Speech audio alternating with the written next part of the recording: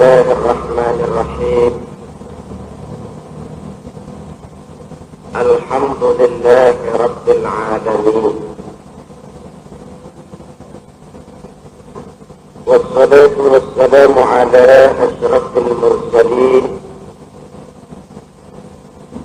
imamil muttaqin,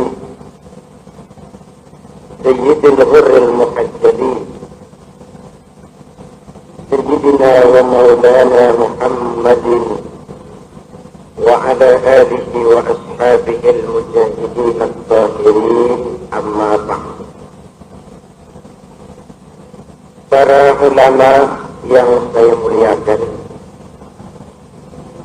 Bapak Wali Kota Madya Malang yang diwakili oleh Bapak Sekwilda yang saya hormati, hadirin hadirat, adik-adik remaja dan para pemuda yang saya cintai.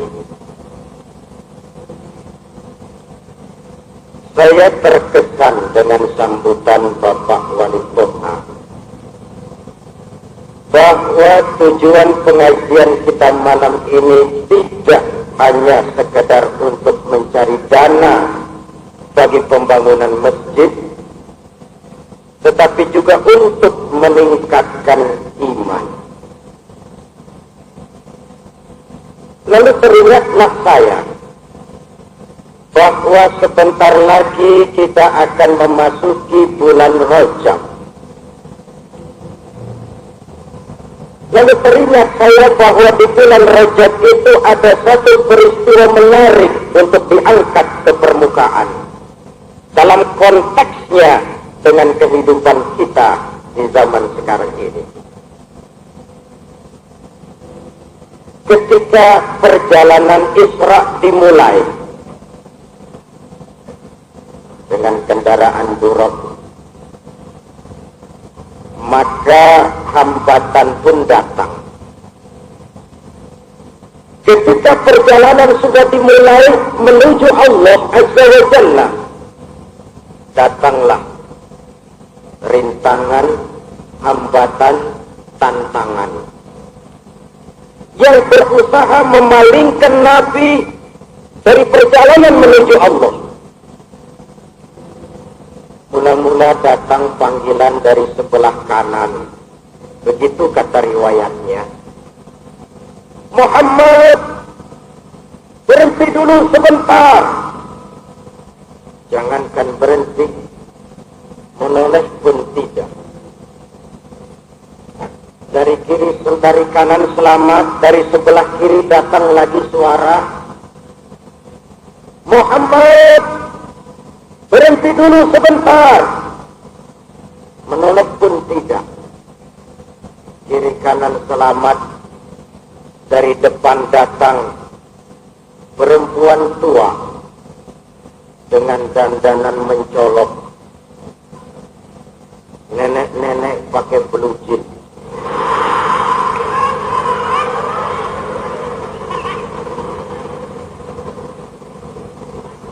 Kacamatanya hitam seperti atik CB. Memanggil-manggil, Muhammad, berhenti sebentar. Jangankan berhenti, menoleh pun tidak. Setelah berlalu, malaikat Jibril memberikan penjelasan. Beruntung kamu tidak menoleh, Muhammad. Memangnya kenapa? Panggilan sebelah kananmu Yahudi. Jikalau kau menoleh, umatmu akan gandrung kepada Yahudi. Sementara panggilan kirimu Nasrani.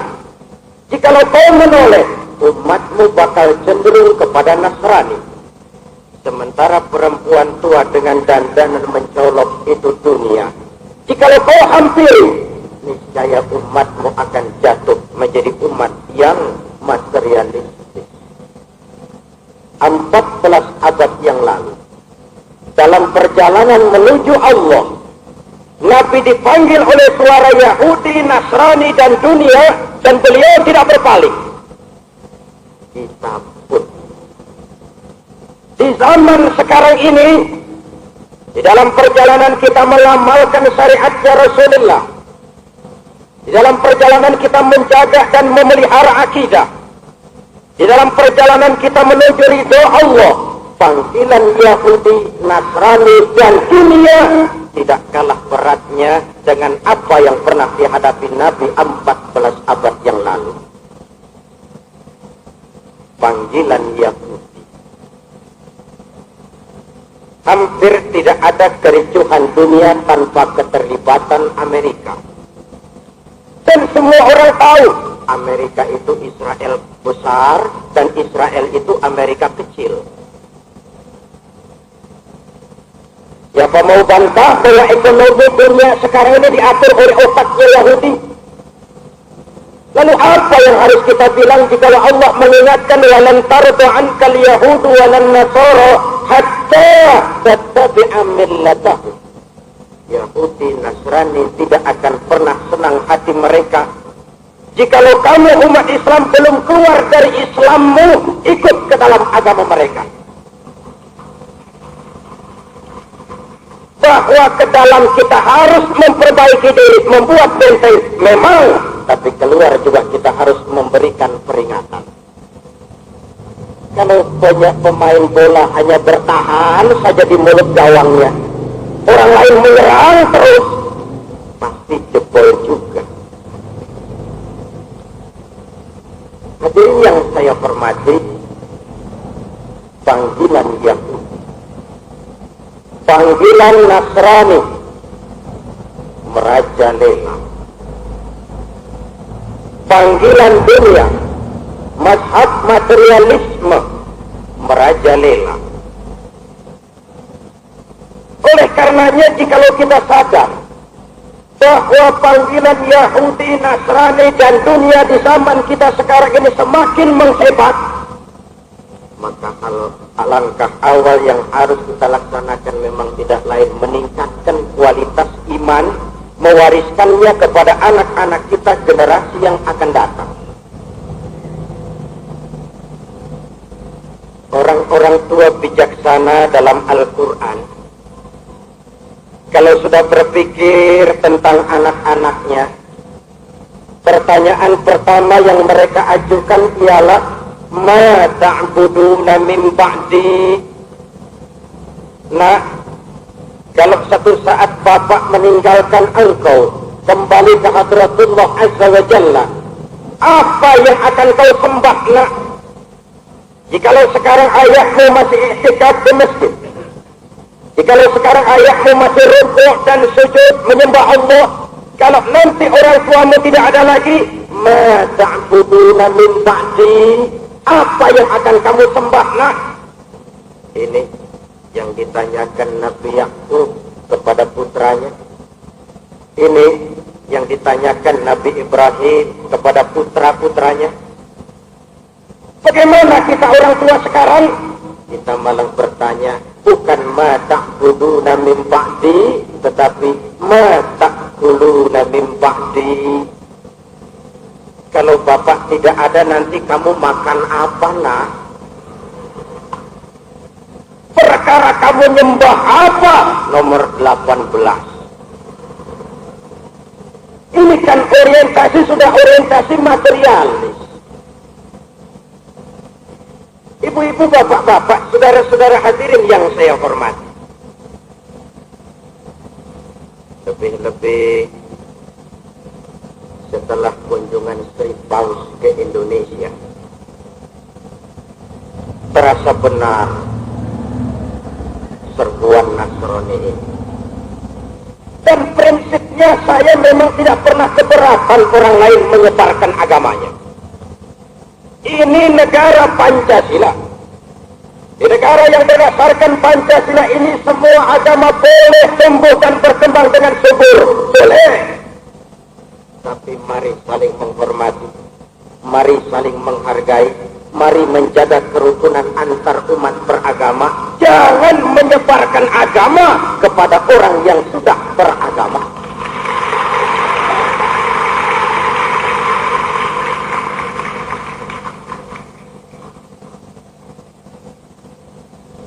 Saya tertarik dengan penjelasan Dr. Ades Frans Medam, Ketua Umum Panitia Penyambutan Sri Paus menjelang kedatangan Sri Paus. Di radio beliau memberikan penjelasan maksud utama kedatangan Sri Paus ke Indonesia. Radio, ini lagi cerita radio saya. Pertama, untuk melihat dari dekat kehidupan Pancasila di Republik Indonesia. Kalau untuk maksud ini, sungguh saya tidak pernah keberatan. Malahan saya ingin berkata, welcome Mr. Paus. Lihat, kami punya Pancasila yang kami bangga dengannya, yang berhasil mempersatukan aneka suku yang tersebar di aneka pulau dengan latar belakang budaya masing-masing. Kami tidak pernah keberatan dengan maksud ini. Yang kedua, kata Bapak Pranseda, untuk meningkatkan kerukunan hidup antar umat beragama.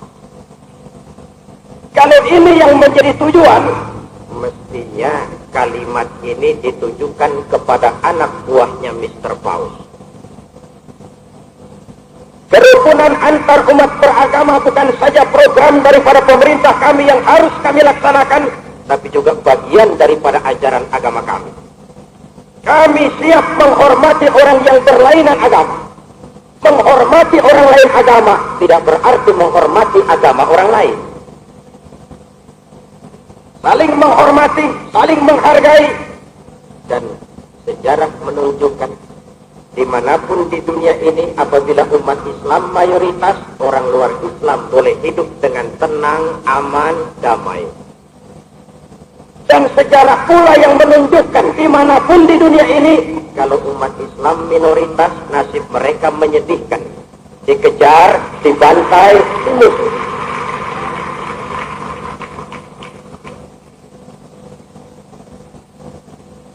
Oleh sebab itu keluar, saya berkewajiban memberikan peringatan. Ke dalam adalah tugas kita membuat benteng, menggalang kebersamaan. Benar, seperti yang disampaikan oleh mubalik kita tadi, ronde partai tambahan. Tapi sesungguhnya itulah intinya. Ibu-ibu dan bapak-bapak, diperlukan kebersamaan. Tidak hanya bisa diblokir lewat mimbar, tapi juga harus kebersamaan. Di Jogja misalnya, ada pengajian tunas melati yang selain ngaji, sebulan sekali mereka turun ke lembah Kalicode, bawa beras, pakaian, obat-obatan, dan 60 kepala keluarga yang telah digarap Romo Mangunwijoyo, alhamdulillah berhasil diislamkan lagi.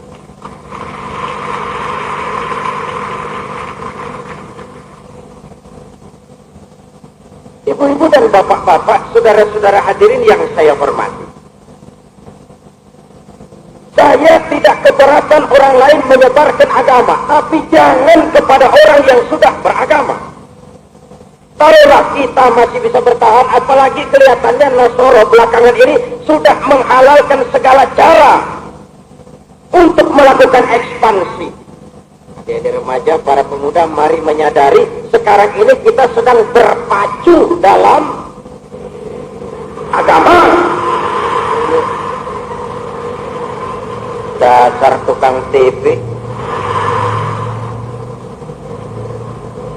berpacu dalam agama.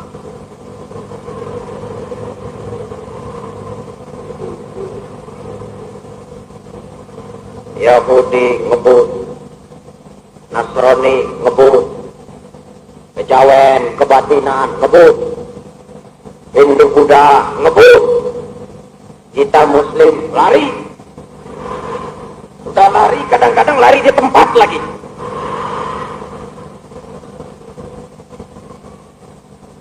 Jangankan kita sampai berhenti, kita berjalan berlari pun jika lamban, kita akan tertinggal oleh yang lain. Oleh sebab itu, dalam rangka memperkuat keimanan ini, saya titip pesan kepada seluruh keluarga muslim. Orang lain di luar Islam tidak usah tersinggung dengan pidato seperti ini, karena saya sedang ngurus rumah tangga saya sendiri.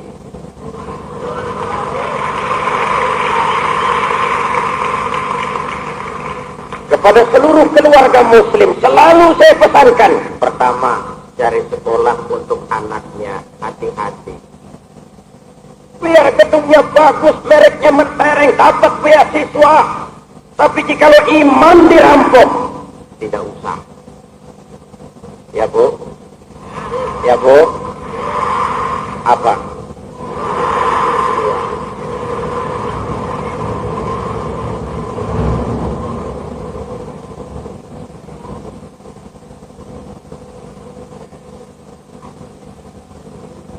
Kalau sakit, masuk rumah sakit, hati-hati ya Bu. Sebab rumah sakit termasuk jaringan Nasoro. Sudah sakit parah, salah masuk rumah sakit. Mau sekarat disuruh megang kayu. Pegang ini, juru selamat kamu, pegang. Modar. Su'ul khatimah. Hal-hal yang praktis saja yang memang kita hadapi kok hal seperti ini.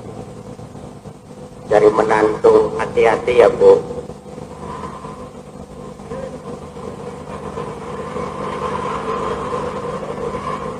Tanya dulu anak gadisnya, Nduk, calon suamimu itu Nduk, Yusuf apa Yosef?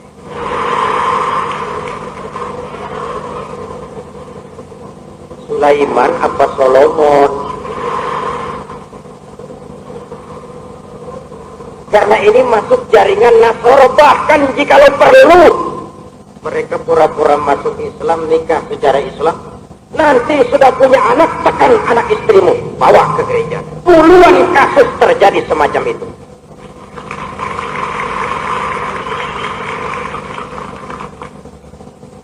Terakhir yang naik ke permukaan dengan Bruri Pesulima, nikah dengan Anita Sarawak, masuk Islam.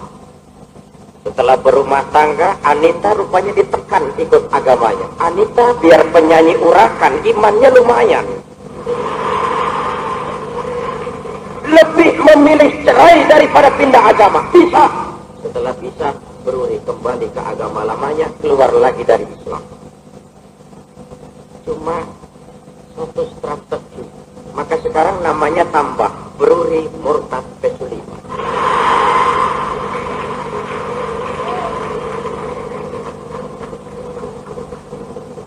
Cari menantu hati-hati ya Bu. Cowok, ente cari cewek hati-hati. Jangan karena cinta agama kau gadaikan. Teganian kau. Cowok, cari cewek hati-hati. Cewek yang nenek-nenek diam saja.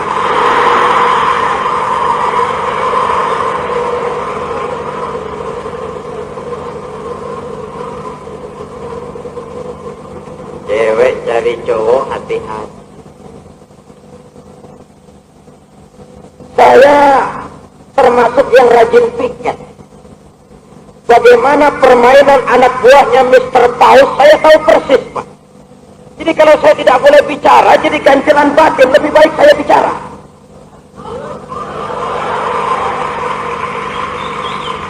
Saya tidak menyerang, hanya menjaga diri. Kalau menjaga diri tidak boleh, masa yang nyerang boleh?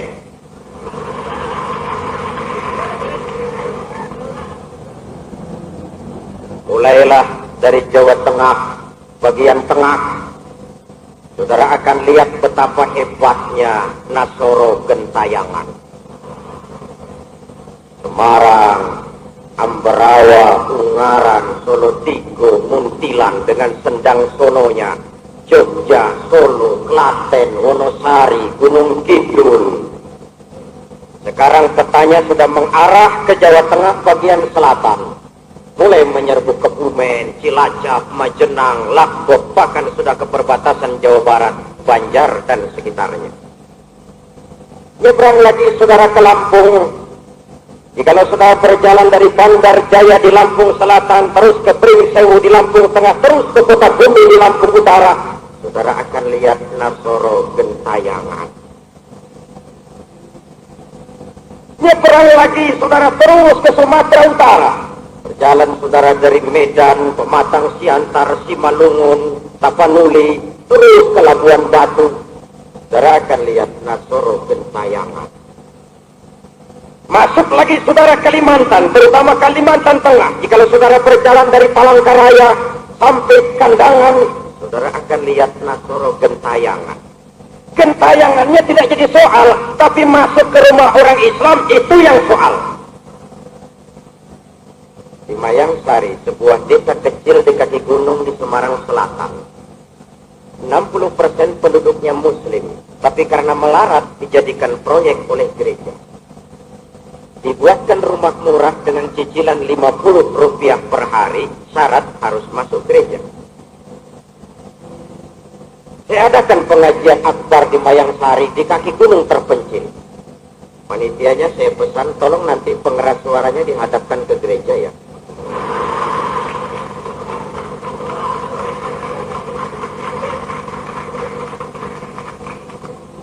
Saya pidato. Saya teriak-teriak, "Hei, rampok-rampok iman! Hei, maling-maling akidah! Tolong dengarkan pidato saya kalau kebetulan dengar. Mari jaga kerukunan antar umat beragama. Mari saling menghormati. Mari saling menghargai. Jangan menyebarkan agama kepada orang yang sudah beragama. Kami para ustadz tidak pernah bawa Quran masuk ke rumah-rumah orang gereja. Maka romo pastor, tuan pendeta, ibu suster, tolong berhenti bawa beras, beasiswa, pakaian, obat-obatan masuk ke rumah-rumah umat Islam.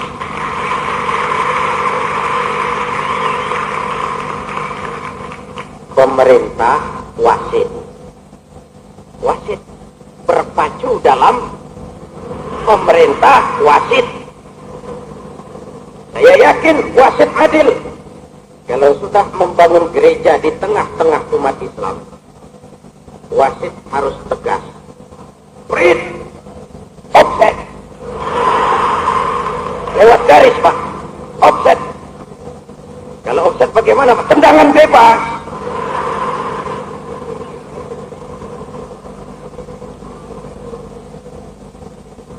Kalau bola offset, jelas offset, wasit diam saja, saya khawatir pertandingan jadi kacau Pak.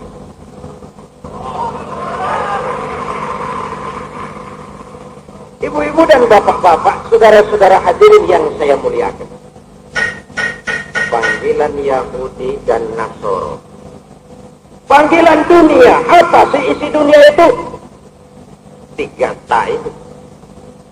Harta, tahta, wanita. Sering bikin orang buta. Harta, tahta, wanita. Sering bikin orang buta.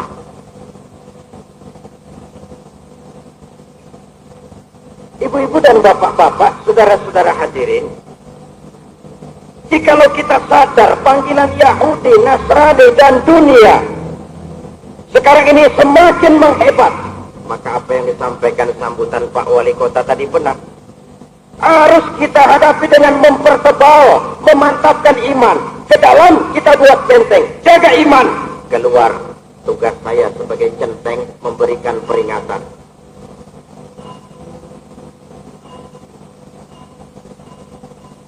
Bahkan di dalam Mi'raj itu juga ada riwayat tentang Masyitok.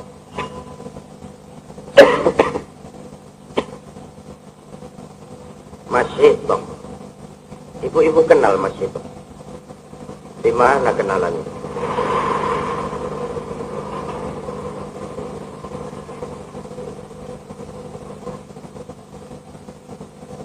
Nabi mencium bau yang sangat harum. Ini bau apa Jibril? Baunya Masyitok Muhammad. Siapa Masyitok itu? Wanita budiman yang teguh menjaga iman. Bagaimana ceritanya Jibril? Dia itu tukang menyisir rambut keluarga istana. Satu hari sedang menyisiri rambut, sisir jatuh. Mulutnya refleks berteriak, "Ya Allah!" Sisir jatuh. Kata-kata Allah didengar oleh intel Fir'aun. Dilaporkan kepada Fir'aun. Lapor,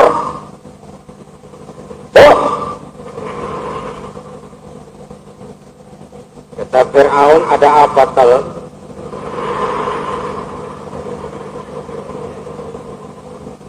Ada bahaya. Bahaya apa? Ada orang menyebut-nyebut Allah. Ini kan bisa mengganggu stabilitas ketuhanan Tuhan. Kalau dibiarkan bahaya ini.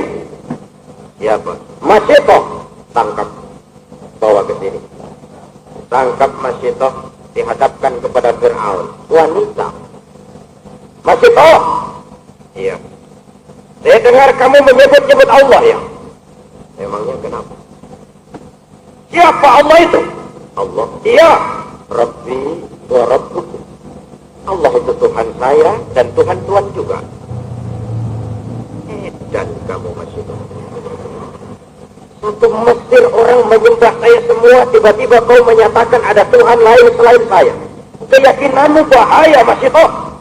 Sudahlah, kau jangan macam-macam. Memang kau perlu apa sih? Supermi?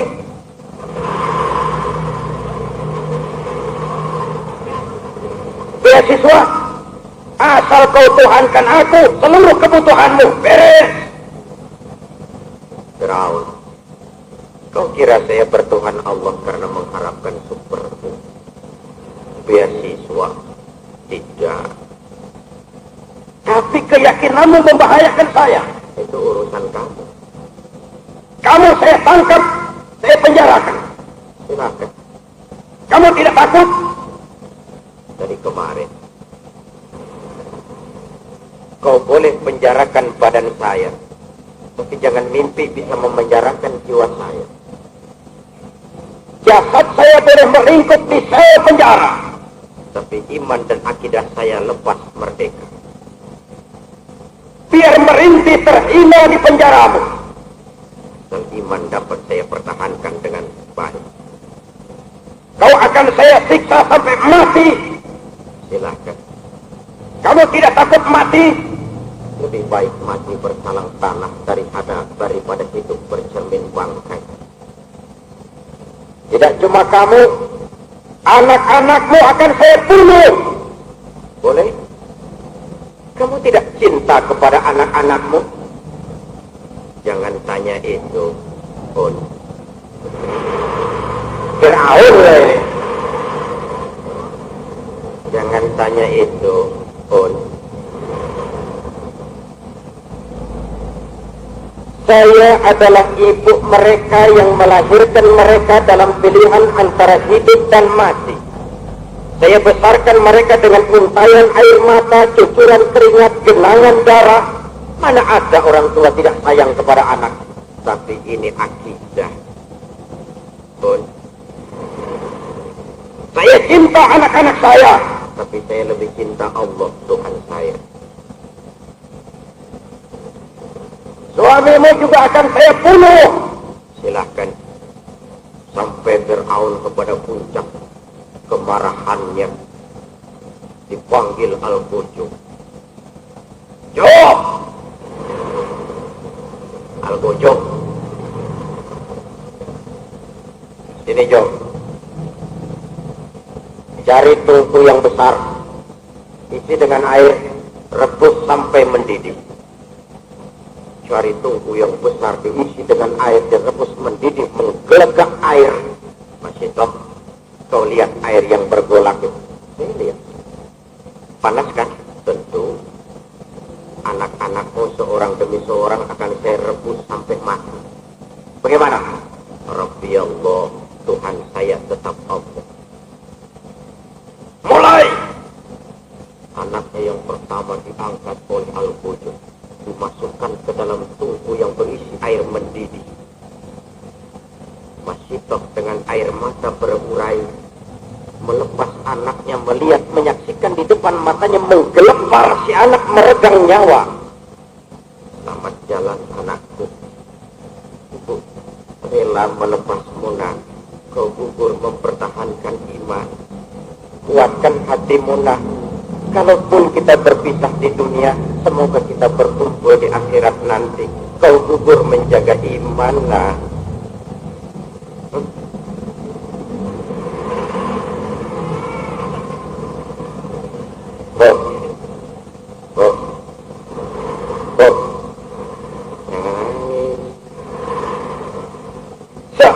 mengalami seorang anaknya gugur sebagai syahid, suaminya kemudian masih toh sendiri.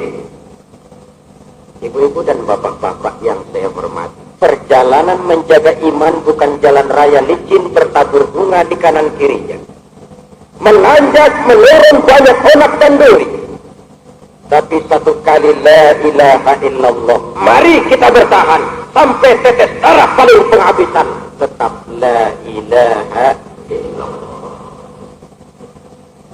Panggilan Yahudi, Nasrani, dan dunia. Nah, saudara-saudara, untuk menangkal panggilan ini tadi, jaga iman, wariskan kepada anak-anak kita generasi yang akan datang. Dalam konteksnya dengan sekarang, kenapa kita perlu meningkatkan iman? Pertama tadi itu ya, panggilan Yahudi, Nasrani, dunia, merajalela. Yang kedua, kita perlu meningkatkan iman, karena di dalam zaman sekarang ini kita tidak hanya memerlukan manusia pintar, tapi juga kita perlu manusia benar. Bahwa sekarang kita memerlukan orang-orang pintar, ya. Tapi secara jujur saya harus berkata, saya tidak takut Republik Indonesia kekurangan orang pintar. Tiap tahun ribuan sarjana lahir dari berbagai perguruan tinggi. Kita memerlukan orang pintar. Saya tidak takut Indonesia kekurangan orang pintar. Saya takut jikalau pada satu saat kita bangsa Indonesia mengalami krisis kekurangan orang benar. Begitu istilah saya, kita orang tua boleh bersedih kalau anak tidak ngerti komputer. Kita boleh bersedih kalau anak lemah matematikanya. Kita boleh bersedih jika anak tidak bisa berbahasa Inggris. Tapi lebih bersedihlah kita orang tua jikalau anak jauh dari iman. Alangkah hebatnya komputer ahli, iman mantap, matematika hebat, akidah kuat, otaknya boleh Jerman, tapi hatinya tetap Mekah. Ya Bu? Ya. Ada keseimbangan. Kita memerlukan manusia pintar dan benar. Dua. Yang ketiga, kita memerlukan peningkatan iman untuk mengimbangi nafsu. Ini Malang, Pak. Pak, ini Malang. Dulu di Malang banyak jalan berlobang-lobang. Sekarang di Malang banyak lobang berjalan-jalan.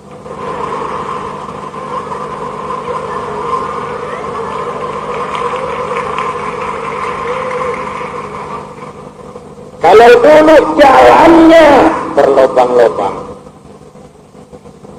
sekarang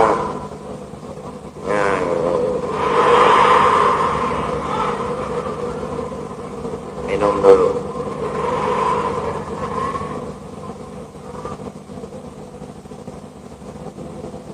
Dan disitulah uniknya manusia. Makhluk bernama manusia ini makhluk paling kompleks yang pernah diciptakan Allah. Malaikat cuma diberikan akal, tidak diberi hawa nafsu, maka kehidupan malaikat monoton. Maka kalau malaikat tidak pernah berbuat salah, pantas. Sebaliknya binatang diberikan otak tapi tidak diberikan akal. Binatang hanya diberi nafsu. Sebab itu kalau binatang tiap hari salah, pantas. Malaikat tidak pernah nyeleweng, wajar. Belum pernah kita dengar Jibril korupsi ayat. Ini ada ayat bagus nih, gak usah disampaikan kepada bawahan, dimakan sendiri saja. Belum pernah. Dan itu wajar. Kita manusia diberikan kedua-duanya, nafsu akal, akal nafsu. Tiap hari sejak bangun tidur sampai kita tidur kembali terjadilah pergolakan perjuangan antara bisikan akal yang positif konstruktif dengan bisikan nafsu yang negatif destruktif. Kadangkala akal menang, kita pun naik jadi malaikat, cuma potongannya manusia. Kadang-kadang nafsu yang menang, kita turun. Ulaika kal an'am falhum adall. Seperti binatang, bahkan lebih rendah daripada binatang. Kalau manusia sudah dikendalikan hawa nafsunya, lebih brutal daripada binatang. Itu istilah saya, bagaimanapun buasnya seekor kerbau, makanannya cuma rumput. Tapi manusia kalau sudah puas, tidak cuma makan nasi, kabel telepon, semen, batu kali, minumnya solar, lebih puas daripada. Untuk mengendalikan nafsu itulah diperlukan peningkatan iman. Makin tinggi status sosial, makin tinggi kualitas iman, akan semakin berat bisikan nafsu. Apa dikira orang kalau sudah jadi ustadz, sudah daerah bebas iblis? Malah makin gemuk iblisnya. Kalau kita imannya iman tipisan, yang goda iblis recehan. Tapi iman ini tebal, yang goda iblisnya bukan sembarangan, paling kurang hasil penataran. Jadi yang mau digoda iman tebelan.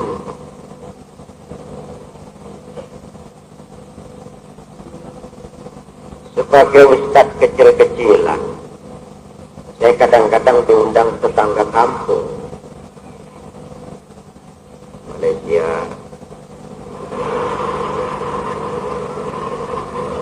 tetangga kampung Singapura, Brunei. Satu malam saya pernah memberikan ceramah di Stadion Queenstown di Singapura. Saya kembali ke hotel tempat saya menginap, The Mandarin Hotel di kawasan Orchard, yang katanya Hollywoodnya Asia. Saya nggak ngerti lah. Tengah malam selesai sholat, pintu kamar saya diketuk orang. Saya buka, si Amoy. Cantik luar biasa. Dia tanya saya, "You need a friend?" "Tuan perlu kawan." Saya bilang, "Kawan macam mana, Encik?" "Ya macam saya lah," katanya. "Maksud Encik apa nih?" "Saya sanggup menemani Tuan dengan seluruh pelayanan yang saya bisa." Saya bilang, Encik nih apa tak salah pilih agaknya nih.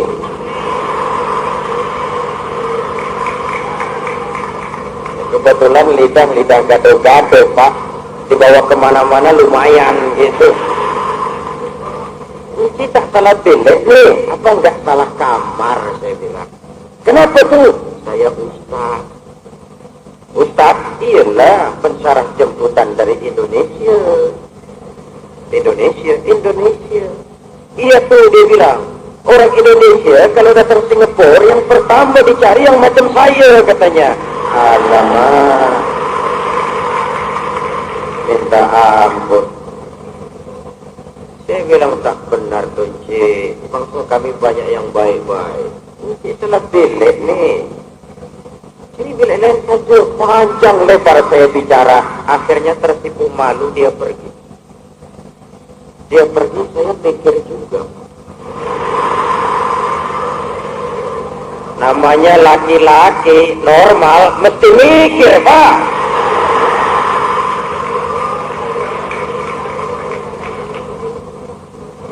Andai kata malam itu saya enggak ngantongi iman, bablas.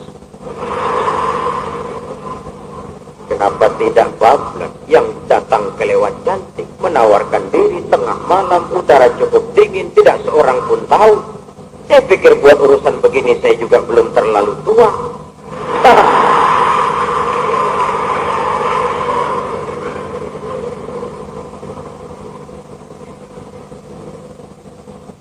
Oleh sebab itu iman jikalau dia meningkat, ikut bersama kita jadi sumber daya kontrol yang paling efektif. Kemanapun kita pergi, dimanapun kita berada, ikut iman itu. Sering saya istilahkan sekarang ini iman kita kan sering jaga rumah. Jikalau dia pedagang mau ke pasar, iman ditaruh di lemari. Jangan ikut man. Sini aja. Kamu ikut ke pasar, timbangan saya nggak bisa curang man. Di rumah saja kamu. Pegawai negeri mau ke kantor, iman ditaruh di laci meja. Jangan ikut man. Kamu ke kantor, saya nggak bisa korupsi. Sini saja kamu di rumah. Pemuda malam minggu mau apel ke rumah pacarnya, iman ditaruh di lemari. Saya mau apel man, kamu jangan ikut man. Kalau kamu ikut saya nggak bisa macem-macem man. Timbulnya timbangan curang di pasar, timbulnya korupsi di kantor, terjadinya tabrakan pemuda dengan pemudi karena iman ketinggalan di rumah. Pemuda tabrakan sama pemudi. Kalau mobil tabrakan sama mobil, penyetnya ke dalam, Pak.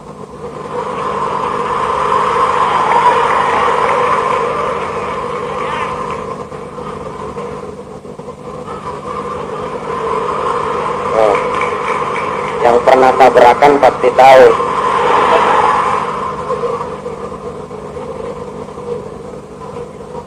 Ibu-ibu dan bapak-bapak yang saya hormati, oleh sebab itulah kendalinya memang iman.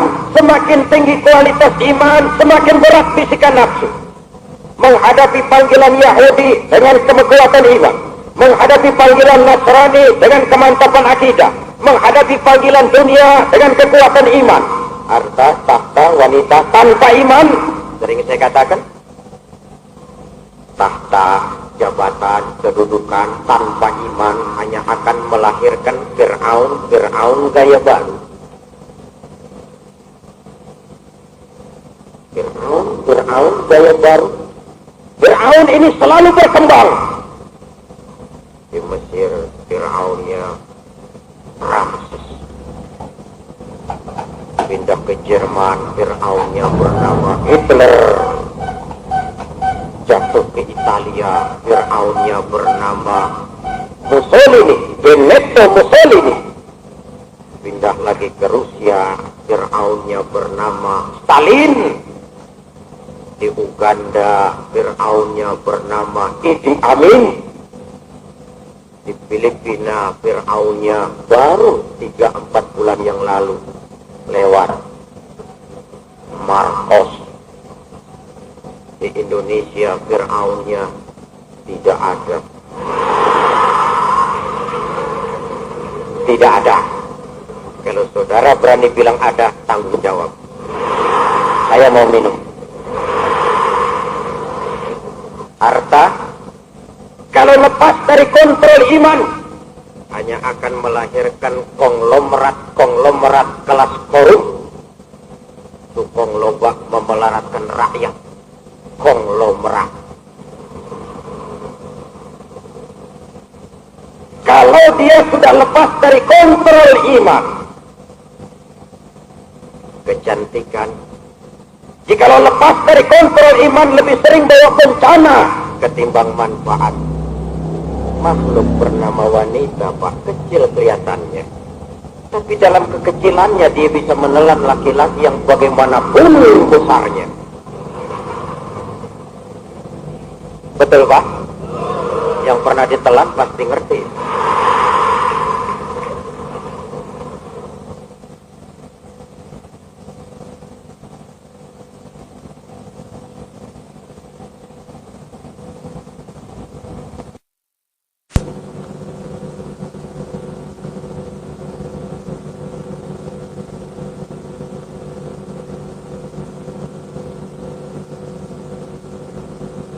Syariat mundur dari pencalonan presiden, bangkrut oleh karena donarais.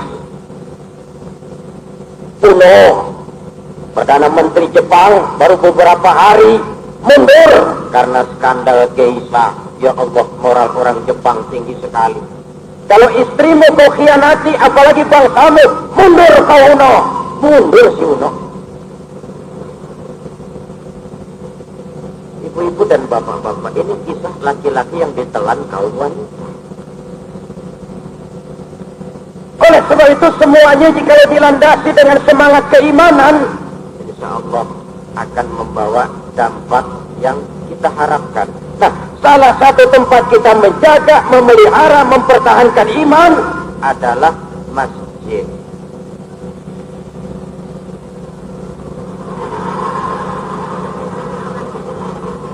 Saingan nih ya.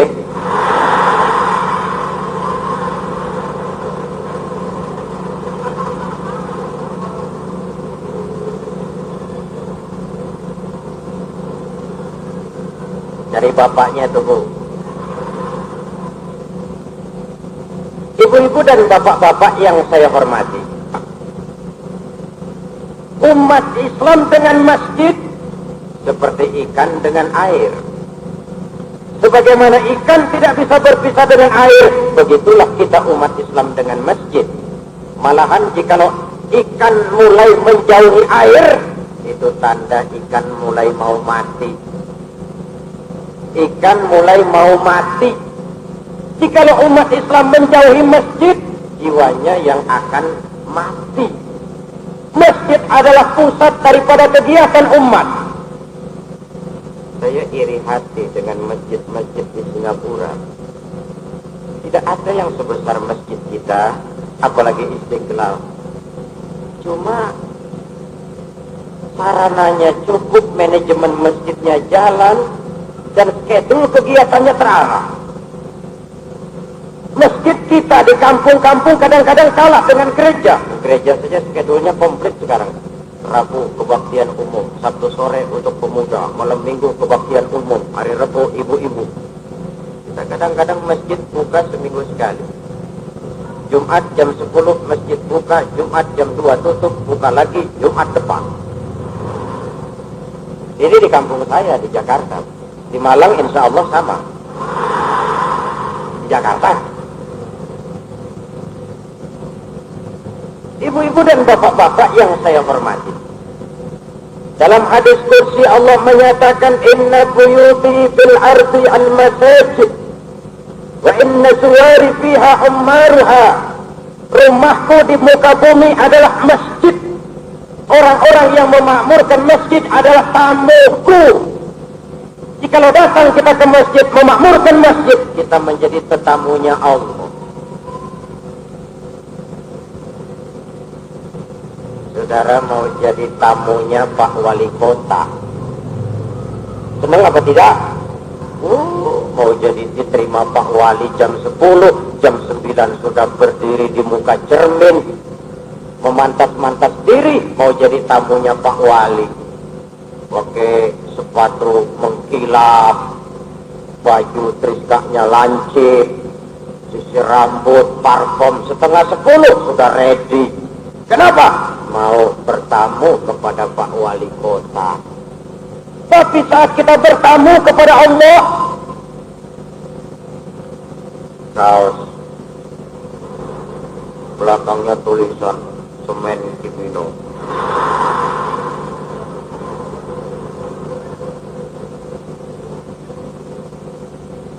Ibu-ibu dan bapak-bapak yang saya hormati, oleh karenanya saya bersyukur bahwa pengajian kita malam ini lebih dari sekedar tujuan utama meningkatkan iman, memahami problema umat yang disampaikan oleh pembicara pertama tadi. Kita juga bisa menghimpun dana, membantu perluasan daripada masjid kita.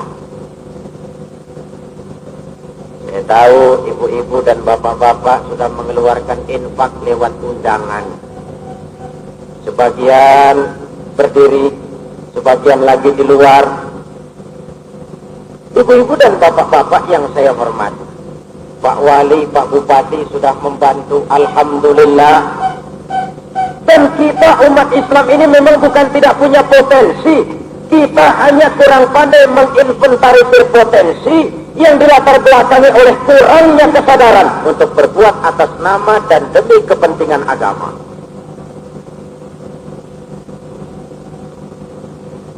Sebuah majalah pernah bikin berita besar di Jakarta. Haji Zainuddin MZ mengkomersilkan pengajian. Itu asbabun nuzulnya di Jawa Tengah. Jogja, pengajian saya pakai karcis.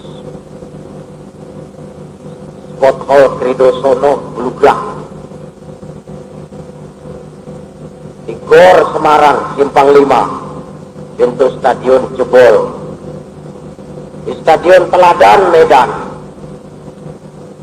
Pada mulanya saya juga keberatan. Saya tanya panitia, Mas, dengan itu gitu. Mau ngaji kok di karcis. Yang sewu sangat Ustaz. Kenapa? Kita perlu dana. Untuk apa? Untuk pembangunan masjid. Gambarnya mana? Ini. Biayanya berapa? Sekian. Lokasinya di mana? Sebelah sana. Benar? Benar. Silahkan.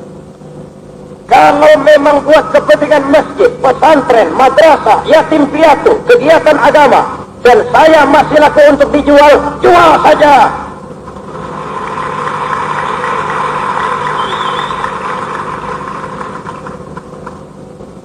Satu sen pun saya tidak akan minta jatah dari hasil penjualan karcis.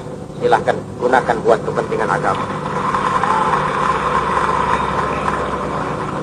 Orang tidak ngerti, dikira saya yang karcisi, uangnya semua saya bawa pulang ke Jakarta. Setan.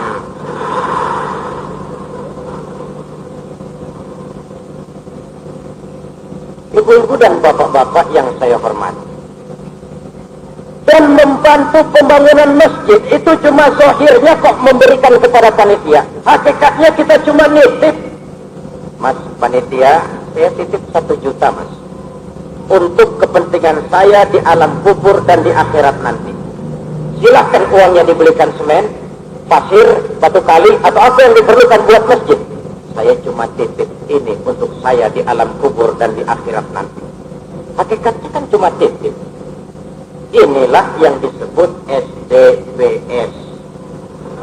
Bukan SDSB, SDBS, sumbangan dana berhadiah surga.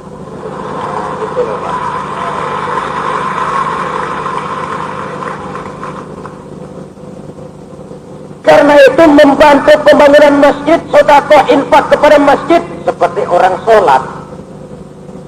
Tadi maghrib, saudara sholat apa tidak? Sholat, yang sholat. Lihat toh, besok datang maghrib lagi, sholat lagi apa tidak? Apa lalu saudara berkata, kemarin kan saya sudah sholat maghrib Pak. Itu sih sholat maghrib kemarin. Sholat maghrib hari ini lain lagi. Jangan sudah sekali menyumbang merasa gugur kewajiban. Kemarin kan saya sudah nyumbang Pak, itu sumbangan kemarin. Kalau sekarang ada rezeki, bantu lagi. Saya melihat panitia mulai mengedarkan apa itu? Keranjang. Silakan diisi Bu. Kalau masih punya uang. Kalau tidak punya, pinjam dulu sama temannya boleh.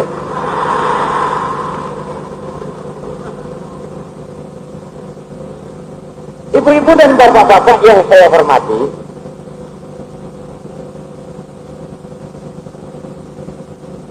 kadang-kadang kita sengaja, ya saya lihat, pergi sholat Jumat itu sengaja tidak bawa uang.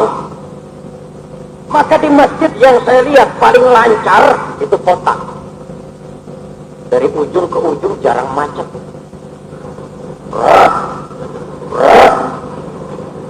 Mengalami kelancaran. Tidak ada gangguan. Satu kali berhenti kotak 50. Pantas masjid impoten. Bagaimana mau mengadakan kegiatan kalau kita tidak punya dana? Satu saat kita berkata tanpa uang kita bisa jalan. Lain saat kita harus berkata tanpa uang kita tidak bisa berbuat apa-apa. Ibu-ibu dan bapak-bapak yang saya hormati, ada keranjang lewat, bukan dompet, ada hijau, ada merah, yang merah 100. Mudah-mudahan masuk surga, amin. Surga 100. Bioskop aja 1000. surga 100. Tapi sedekah itu memang yang penting ikhlasnya, Bu. Ya, Bu? Oh, soal besarnya sih nomor 1. Betul loh, Bu. Sedekah itu daripada kecil tidak ikhlas, lebih baik besar tapi ikhlas.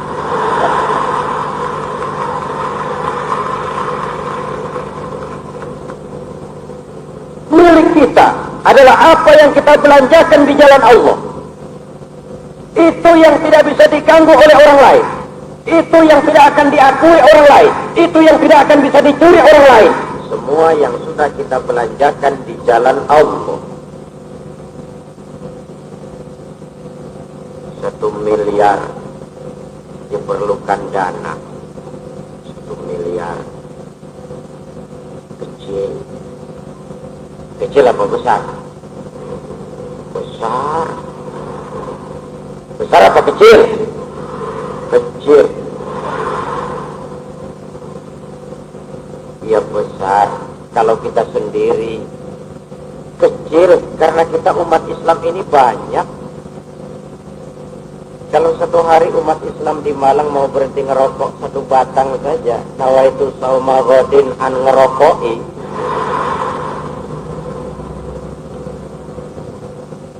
rasanya kita sudah bisa berbuat banyak. Ibu-ibu dan bapak-bapak, saudara-saudara hadirin yang saya hormati, pemerintah bantu, alhamdulillah, dan memang sudah dibantu. Tidak dibantu, kewajiban kita membangun tempat kita melaksanakan ibadah kepada Allah Subhanahu wa ta'ala. Jadi Jakarta punya madrasah kecil-kecilan, Nurul Falah, muridnya cuma 5, TK, Ibtidaiyah, Sanawiyah, SMP, SMA, 5 sekolah, 5 orang budal. Tahun pertama saya bangun, meletakkan batu pertama oleh Hadratul Mukarram Pak Ilham, dihadiri oleh Pak Menteri Agama tahun 76. Saya pidato di depan Pak Menteri. Pak Menteri, saya membangun madrasah ini bersama-sama dengan umat Islam. Insya Allah saya tidak minta bantuan pemerintah, Pak Menteri. Tidak minta artinya bukan tidak mau, Pak. Cuma tidak minta. Umpama Bapak tidak percaya, coba saja dulu disumbang, mau apa tidak? Coba saja dulu. Cuma tidak minta. Kenapa? Oh, saya berhitung, saya ini rakyat, anaknya pemerintah. Pemerintah itu bapak saya. Anak yang baik kalau bangun rumah tidak usah minta bantuan bapak. Cari uang sendiri, beli tanah sendiri, bangun rumah sendiri. Saya ingin jadi anak yang baik, Pak Menteri, maka saya tidak minta bantuan bapak. Tapi saya juga percaya, Pak Menteri, kata saya, bahwa bapak yang baik pun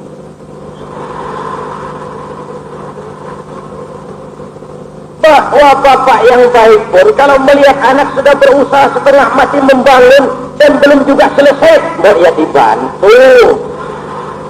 Sama-samalah kita berusaha menjadi yang baik. Dan seperti sering saya jelaskan, orang membantu memang sesuai dengan kemampuannya. Saya sering ceritakan Nabi Sulaiman waktu mau jihad mengadakan mobilisasi dana. Tidak cuma manusia, binatang ikut nyumbang. Datang gajah, nyumbang kerbau. Datang kerbau, nyumbang kambing. Datang kambing, nyumbang ayam. Datang ayam, nyumbang burung. Datang burung, nyumbang belalang. Terakhir datang belalang, nyumbang semut. Gajah yang menyumbang kerbau melihat belalang cuma nyumbang semut, ngenyek. Semut, belalang. Semut kamu sumbang untuk apa, Nabi Sulaiman? Kecil, lihat saya nyumbang kerbau, kata gajah. Nabi Sulaiman senyum, kemudian bersabda, al-hadiyatu biqadril mufti. Jah, jangan sombong, jah. Biar kamu nyumbang kerbau, belalang nyumbang semut, kamu jangan bangga, jah. Pemberian itu sesuai dengan kemampuan orang yang memberi. Kalau gajah nyumbang kerbau, wajar gajah besar sumbangannya besar. Kalau belalang nyumbang semut, pantas belalang kecil sumbangannya kecil. Yang tidak pantas, ada belalang mau nyumbang kerbau, ada gajah nyumbang semut. Rumahnya besar, punya mobil, perusahaannya ada, datang panitia masjid 100. Gajah nyumbang semut. Saya tahu Pak, di Malang banyak gajah. Maka saya optimis masjid kita bisa selesai dalam waktu yang tidak lama. 1 miliar itu besar kalau kita sendiri. Tapi dengan semangat gotong royong, menggalang dan menjalin kebersamaan, yang dilatar belakangi oleh kesadaran bahwa harta adalah titipan Allah kepada kita. Mana qasamalun min sadaqatin bal yazdad sampai 3 kali. Harta tidak akan menjadi berkurang karena disedekahkan, bahkan akan bertambah, dan bertambah. Jikalau ingin melipat gandakan jumlah uang, jangan direntenkan, tapi belanjakan di jalan Allah Subhanahu wa ta'ala.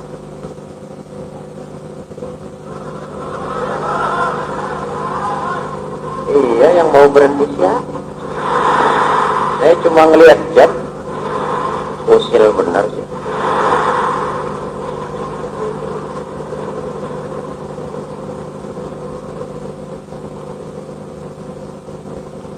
Ibu-ibu dan bapak-bapak yang saya hormati, tempat kita menjaga iman adalah masjid sebagai pusat daripada kegiatan umat. Itu sebabnya ketika hijrah sampai di Kuba, masjid yang dibangun oleh Nabi. Sampai di Madinah, masjid yang dibangun oleh Nabi. Di Madinah itu tidak lebih dulu bangun rumah pribadi, tidak lebih dulu membangun tempat peristirahatan, tidak lebih dulu membangun guest house, bungalow. Masjid yang lebih dulu dibangun. Ini adalah pertanda bahwa masjid memang merupakan pusat daripada kegiatan kita umat Islam. Apalagi masjid ini adalah masjid raya, masjid agung, masjid kebanggaan kita bersama. Yang punya harta, bantu dengan hartanya. Yang punya tenaga, bantu dengan tenaganya. Yang punya wewenang, bantu dengan wewenangnya. Yang punya bisa doa, bantu dengan doanya. Yang tidak bisa apa-apa, bantu dengan diam. Diam saja, diam sudah membantu itu. Daripada uang tidak, doa tidak, diam juga tidak, lalu bikin fitnah, keonaran, dan macam-macam lagi. Ibu-ibu dan bapak-bapak, saudara-saudara hadirin yang saya hormati, jadi kita perlu menjaga, meningkatkan iman. Oleh karena manusia ini makhluk paling kompleks, dikaruniai akal, juga diberikan nafsu. Maka agama merupakan aturan main. Yang sering saya istilahkan, agama itu aturan. Orang yang beragama, orang yang hidup memakai aturan. Di sini bedanya Muslim dengan PKI. Tahu PKI? Tahu PKI? Ada PKI di sini? Yang mana? Enggak ada. PKI itu Pak, salah satu ajarannya tujuan menghalalkan cara. Asal sudah tujuan tercapai, cara apapun saja halal. Kita Muslim tidak kok. Para ulama mengajarkan kita lil wasail hukmul maqasid. Tidak boleh mencuri sarung walaupun niatnya untuk sholat. Apa karena diniatkan untuk sholat mencuri sarung lalu halal? Tidak. Agama adalah aturan. Orang yang beragama, orang yang hidup memakai peraturan. Bahwa manusia ingin kaya, silakan. Agama mengatur. Ingin kaya manusia, betul. Boleh? Nih caranya. Wa ahallallahu al-bai'a wa harrama riba. Allah halalkan jual beli, Allah haramkan riba. Ingin kaya, silakan. Tapi jangan makan renten. Jangan main judi. Jangan korupsi. Jangan nipu orang lain. Sekarang banyak orang belajar matematika di luar sekolah. di warung, kertas dibolak-balik, tambah dikurang di jumlah, gak pernah lulus-lulus. Pengumuman testingnya tiap malam Kamis. Malam Kamis ya? Yang langganan pasti tahu.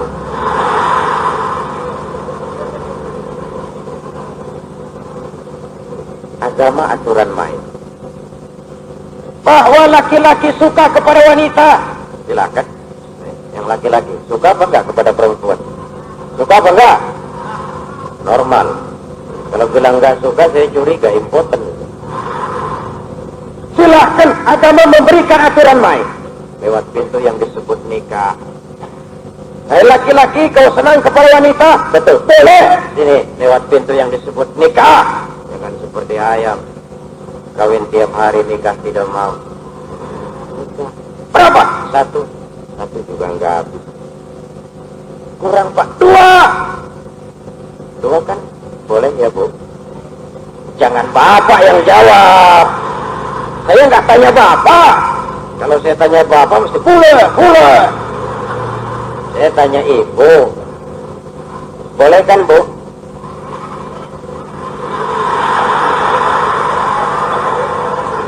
Kok nggak kompak sih? Ini cuma contoh soal Bu, tapi bukan itu masalah pokoknya. Agama merupakan aturan. Orang yang beragama adalah orang yang hidup memakai aturan. Semakin dekat kita dengan aturan agama, makin terwujud masyarakat yang teratur. Oleh karena itu, mumpung masih diberikan kesempatan hidup di dunia, pangkat boleh kita cari, tapi mari menyadari pangkat yang paling tinggi itu pensiun, Pak.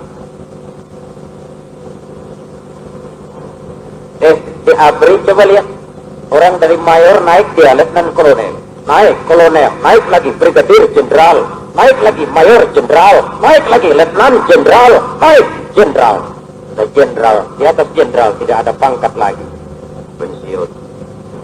Itu pangkat yang paling tinggi. Gelar, titel, karena prestasi ilmiah, orang berikan gelar kita profesor, doktor, insinyur, SHMA, MSc, MPH, MBA, PhD. Paling akhir setuju atau tidak, rela atau terpaksa, kita akan dapat gelar almarhum. Lumayan kalau tidak al-mal'unin. Baju yang katanya bagus, mewah, mahal, 2 tahun selebihnya jadi lap di dapur. Makanan yang katanya mewah, mahal, lezat, langka, perbedaannya cuma di tenggorokan sini kok. Singkong dan sate cuma di sini bedanya. Kalau sudah kemari kenyangnya sama. Besok pagi keluar lebih tidak enak yang sate.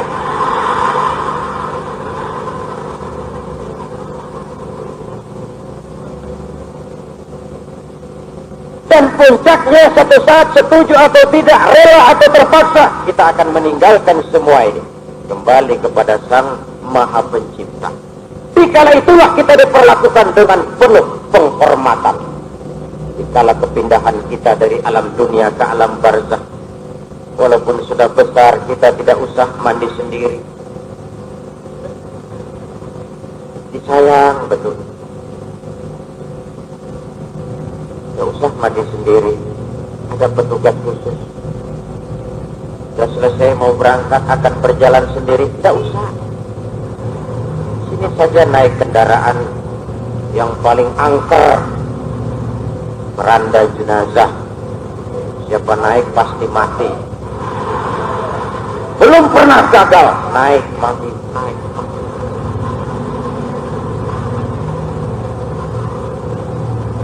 Bismillah wa ala millati Rasulillah, berangkat.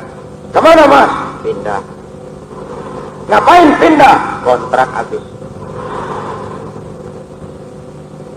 Berangkat kita, siapa yang ngantar? 3 saja.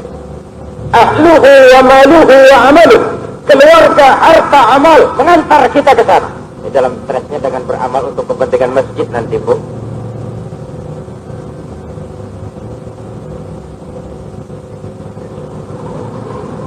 Ya, keranjang diedarkan, tapi yang ceramah seorang saja ya. Gak usah dibantu. Terima kasih atas bantuannya.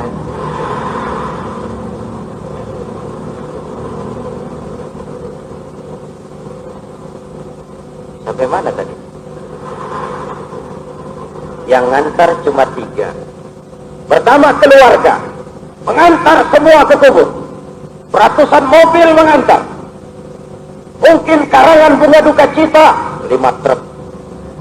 Dilepas dengan pasukan kawal kehormatan, turun ke liang lahat, diiringi tembakan salvo 21 kali. Liang pun ditutup, tanah pun ditimbun. Selesailah yang selesai, tinggallah yang tinggal, pulanglah yang pulang. Pasukan kawal kehormatan bakal kembali ke asrama. Onggokan bunga duka cita 5 truk akan jadi sampah tanpa makna. Tembakan salvo yang 21 kali itu tidak bikin Munkar Nakir jadi mundur.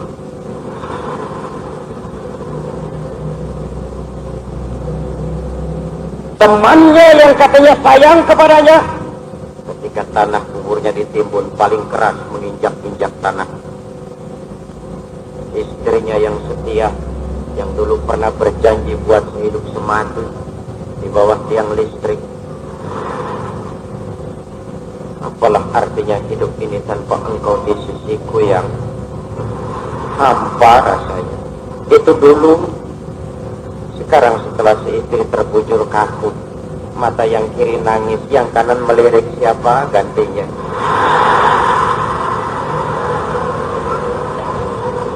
Kejam.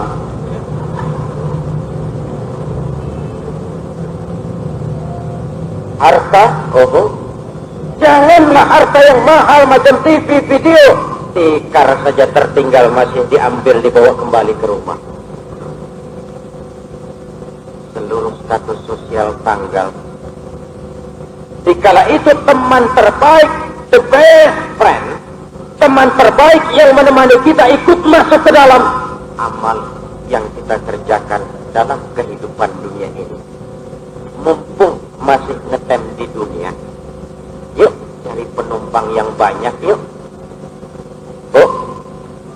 Yuk.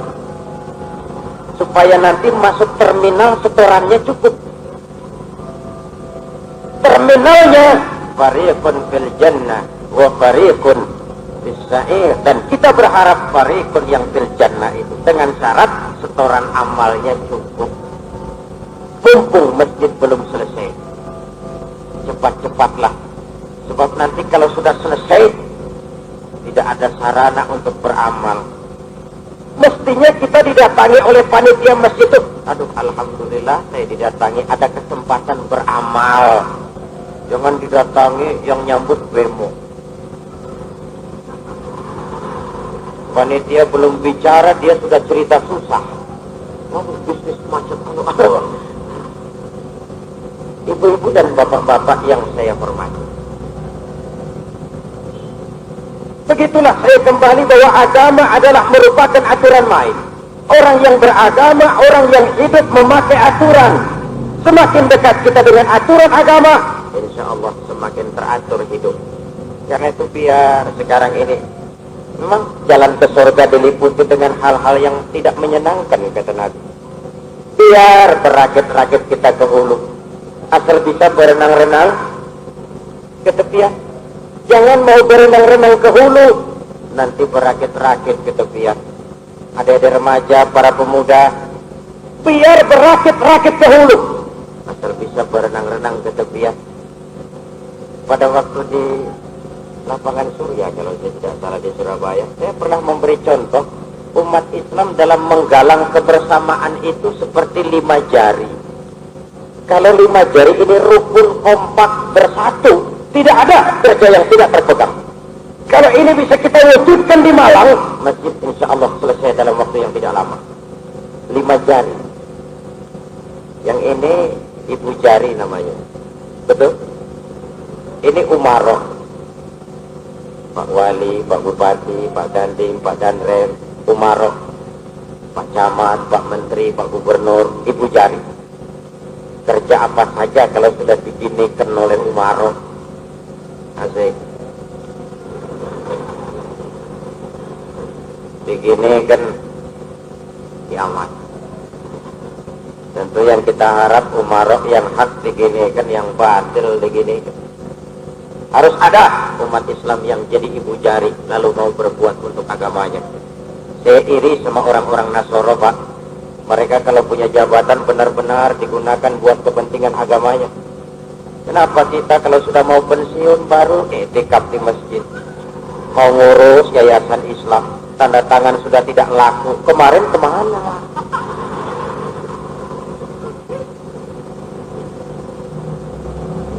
Ibu jari. Yang ini telunjuk.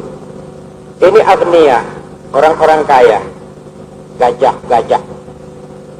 Di mana-mana kalau orang kaya yang nunjuk, selesai Pak. Anak nanti masjidnya dibangun sebelah sana ya.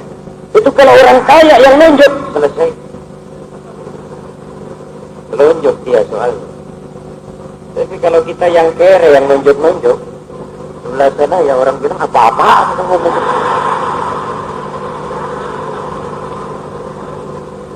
Harus ada umat Islam yang jadi pengusaha, berhasil, lalu mau berbuat untuk agamanya.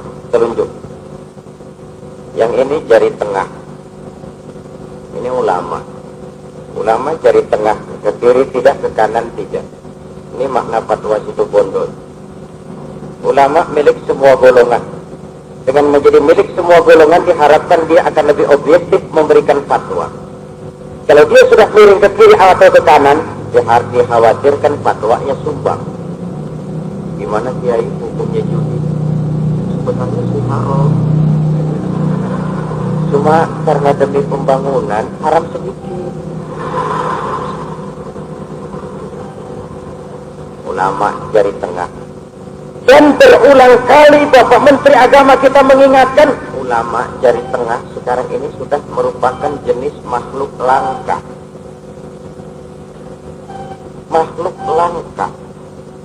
Semua makhluk langka harus dilindungi dari kepunahan. Jangan dimusuhi mestinya.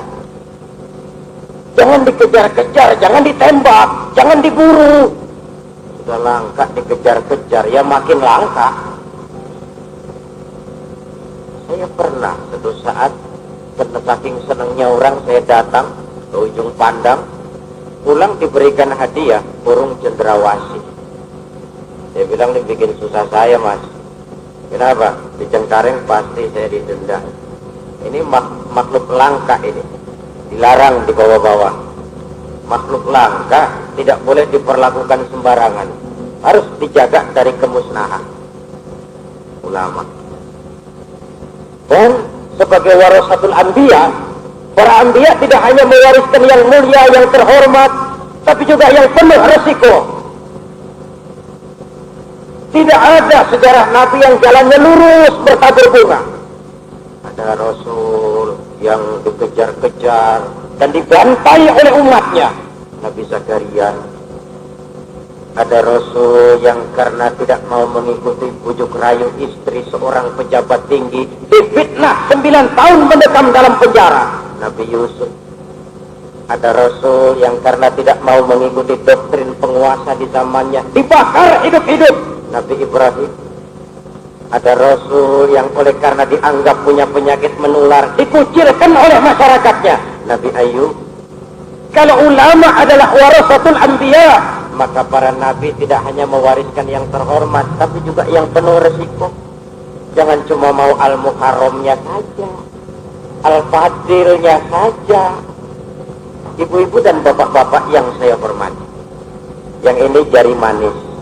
Ini biar tidak pakai cincin, biar buntung, tetap jari manis. Sudah kadang manis. Ini remaja, pemuda. Masa muda, masa yang paling manis. Semua harapan selalu kembali kepada pemuda. Saya belum pernah dengar ada orang pidato, para kakek-kakek, harapan bangsa. Belum pernah. Kalau sudah harapan, ya mesti pemuda. Harapan bangsa pemuda, harapan negara pemuda, harapan umat pemuda, harapan Islam pemuda, harapan pemudi.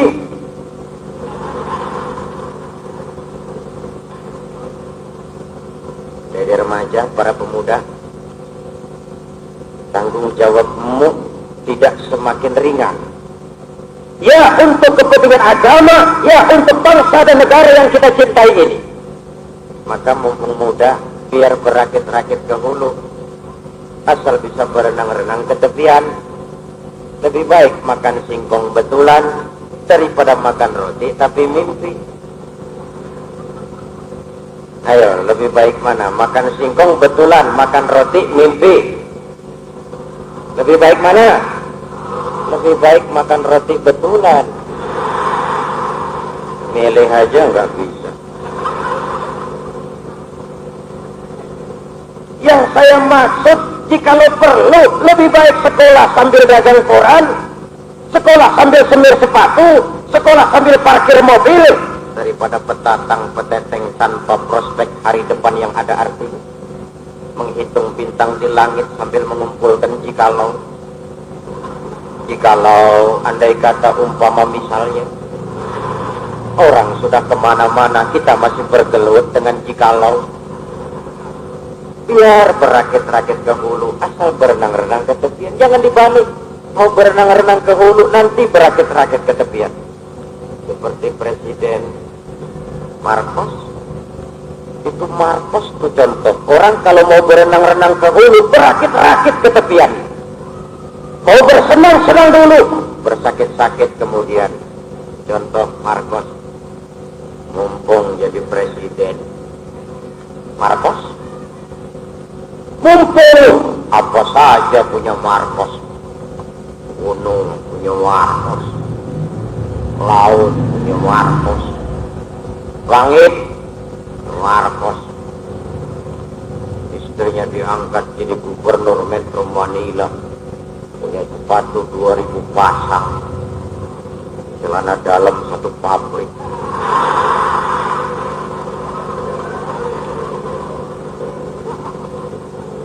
Disanjung, dipuja, dipuji, pemimpin besar, pahlawan besar, bapak besar. Akhirnya ternyata maling besar. Dikucilkan di Hawaii. Dikejar-kejar oleh pengadilan Amerika, merintih sakit, meninggal di pengasingan. Meratap Imelda minta agar jenazahnya bisa dikebumikan di Filipina, tapi tetap tidak diizinkan oleh Tante Cory. Orang kalau mau berenang-renang ke hulu, berakit-rakit ke tepian, Pak. Mau bersenang-senang dulu, bersakit-sakit kemudian. Ayo, jadi manis. Kau harapan kami semua. Nasib bangsa ini, nasib agama ini, 20, 30, 50 tahun yang akan datang, kau jawabannya. Dan tantangan tidak semakin ringan. Jangan jadi tamu di rumah sendiri. Jangan jadi pemain di lapangan sendiri. Yang ini namanya kelingking. Ini kaum ibu, kecil tapi mantap. Elastis, operasionalnya luas. Ini kelingking ke telinga masuk, ke hidung bisa.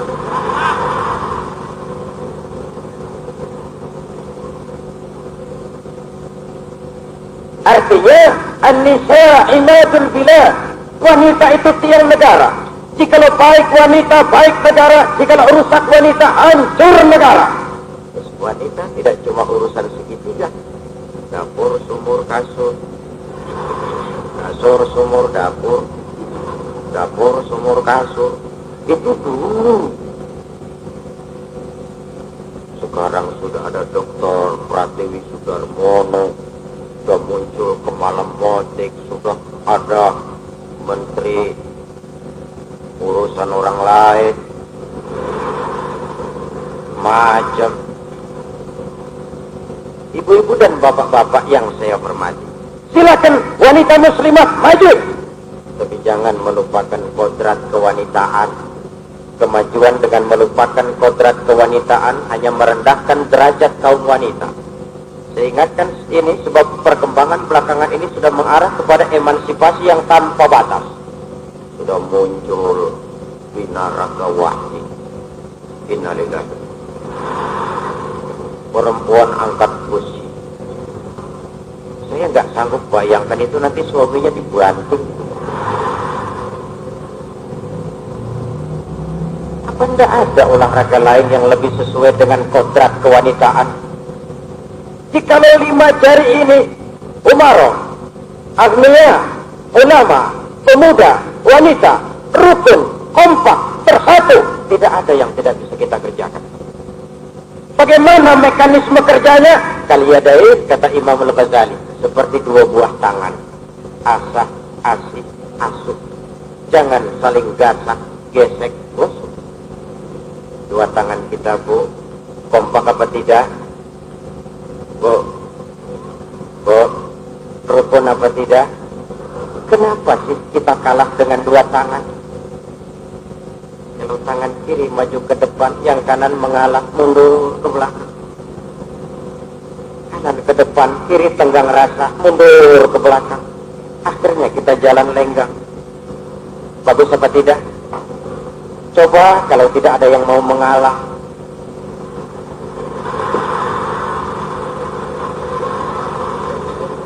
Umat Islam sering seperti robot, kaku, kehilangan dinamika gerak, kehilangan ruh perjuangan pada saat sudah tidak saling tenggang rasa.